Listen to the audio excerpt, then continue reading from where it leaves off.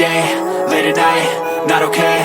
All I want, and I pray, all I need are some better days. Fuck me, I'm looking in the mirror, so foggy, but I've never seen clearer. I don't really think anyone can save me, and honestly I'm not really sure I want saving. I like to be my own worst enemy. There's no risk if you don't try at anything, so I'ma just get buying everything. See you in the next life, have to be a better me. I don't think that my head's on straight, gotta flip it and grip it and go and get an x-ray. What's wrong with me? I just feel weight pushing on my chest and it squeezes till I suffocate. Better change my mindset, meditate. It's pretty cool that I'm alive and have better days. I could walk, see, hear, I should celebrate. Think I could change my mind, maybe elevate.